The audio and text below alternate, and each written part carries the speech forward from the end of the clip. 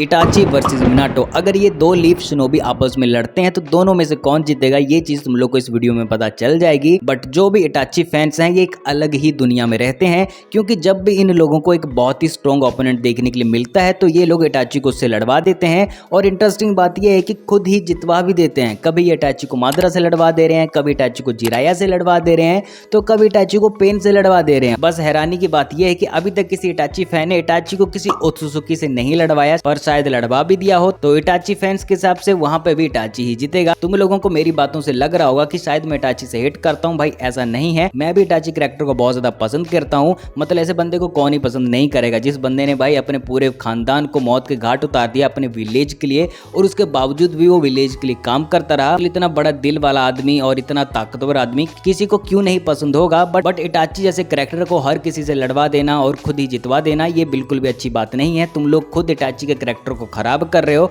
I mean हर एक बंदे की एक लिमिट होती है, भले ही वो इटाची हो या फिर कोई ओत्सुजुकी ही क्यों ना हो। और इस बार तो लोगों ने हद कर दी भाई, इटाची वर्सेस मिनाटो कर दिया। भाई मिनाटो तुम्हें पता है कौन है? भाई मिनाटो 4th होकागे है, जिसे कि लोग फास्टेस्ट निंजा एवर कहते हैं। येलो फ्लैश का टाइटल मिला है। तो भाई मिनाटो बिल्कुल भी नॉर्मल बंदा नहीं है। उस बंदे ने अकेले ही 1000 शिनोबी को भाई मौत के घाट उतारा था, जिसमें कि हर शिनोबी अलग टाइप के जुत्सु करता था। आई मीन मिनाटो ने सारे जुत्सु से अकेले डील किया, तब जाके भाई इतने शिनोबियों को मारा। तुम समझ रहे हो ना बात को, कितनी बड़ी बात है। और इस बात से मिनाटो की दो चीजें पता चलती कि मिनाटो के पास भाई चक्रा, मतलब ठीक ठाक चक्रा है उसके पास उजुमाकी जैसा, और साथ में उसकी स्किल्स भाई टॉप नॉच की हैं। दूसरी तरफ अगर हम लोग इटाची की बात करें तो भाई इटाची भी कोई नॉर्मल बंदा नहीं है। वो अपने उचिहा खानदान का सबसे पावरफुल बंदों में से एक है। पर अगर बात की जाए इटाची वर्सेस मिनाटो की तो सबसे पहली बात की ये दोनों कभी आमने सामने आए ही नहीं, क्योंकि इटाची ने जब अकात्सुकी ज्वाइन किया उससे कई साल पहले ही भाई मिनाटो मारा जा चुका था नाइन टेल से अपने विलेज को बचाते हुए। तो इन दोनों की मुलाकात कभी हुई ही नहीं। अगर हो जाती तो भाई ऑफकोर्स यहाँ पे इटाची सबसे पहले अपने गेंजुत्सु का यूज करता, क्योंकि इटाची सबसे पहले जब भी किसी ओपोनेंट से मिलता है तो गेंजुत्सु का ही यूज करता है। और अगर इटाची लड़ रहा है इसका मतलब वो खुद नहीं लड़ रहा है भाई, अपने शैडो क्लोन को लड़वा रहा है। बट इस बार इटाची के सामने मिनाटो है। मिनाटो के ऊपर शारिंगान का कोई भी फर्क नहीं पड़ेगा। मिनाटो को किसी भी उचिहा को हराने के लिए उसके सिर्फ एक जुत्सु की जरूरत पड़ेगी, जो है उसका flying Raijin. I mean flying Raijin Tobirama के द्वारा बनाया ही गया था उचिहा लोगों से लड़ने के लिए, क्योंकि जब तक शारिंगान अपने ओपोनेंट के मूव को प्रेडिक्ट करेगा तब तक मिनाटो जो है उचिहा का गला काट देगा। और फ्लाइंग राइजन कितना फास्ट है शायद मुझे तुम्हें बताने की जरूरत नहीं है, 4th ग्रेड निंजा वार में देखा ही था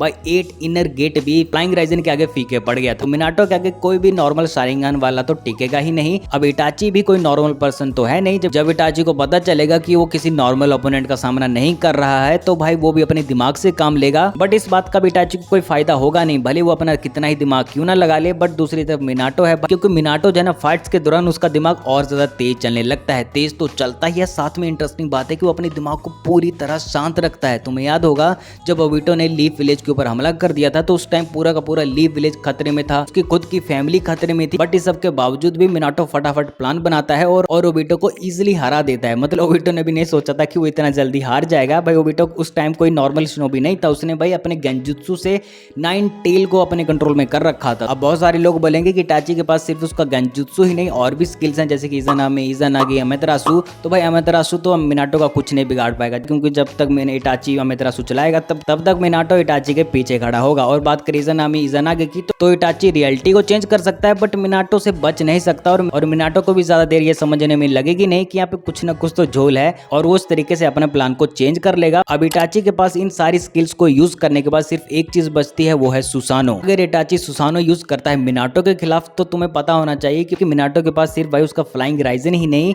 उसके पास सेज मोड भी है। भले ही परफेक्ट ना हो बट वो सेज मोड यूज कर सकता है। और तुम्हें पता होना चाहिए कि सुसानो कोई अनब्रेकेबल नहीं है भाई, उसे तोड़ा जा सकता है। सुनाडे ने अपने मुक्के से तोड़ दिया था, और हाशिरामा ने तो कितनी बार मादरा का सुसानो तोड़ भी रखा है। तो यहाँ पे मिनाटो को सिर्फ ताकत चाहिए, जो कि उसके सेज मोड से उसे मिल जाएगी। और क्या तुम्हें पता है, जो भी उचिहा सुसानो यूज कर रहा है उसे अपने सुसानो से इजीली बाहर निकाला जा सकता है, सही स्पीड और पावर के साथ। स्पीड मिनाटो के पास है, पावर भी उसके पास है। जैसे कि यहाँ पे जिगन ने बरूटो एनिमे में सास्के को उसके सुसानो से बाहर निकाल के फेंक दिया था, तो यहाँ पे मिनाटो भी ये चीज भाई कर सकता है। देखो अगर तुम सच में जानना चाहते हो ना कि मिनाटो कितना ज्यादा पावरफुल है, तो जिराया की इस स्टेटमेंट से पता चलता है, जब जिराया बोलता है कि मिनाटो जैसा शिनोबी सदियों में एक बार पैदा होता है। मिनाटो जैसा दूसरा कोई नहीं, शांत, दयालु, ताकतवर, निडर। अब ये स्टेटमेंट किसी नॉर्मल शिनोबी ने नहीं दी है, जिराया जैसे लेजेंडरी सानिन ने ये स्टेटमेंट दी है, तो कुछ तो बात होगी भाई मिनाटो में, राइट। तो मैंने तुम्हें इटाची के सारी स्किल्स को, सब चीजों को गिनवा के मिनाटो से लड़वा दिया, बता दिया कि भाई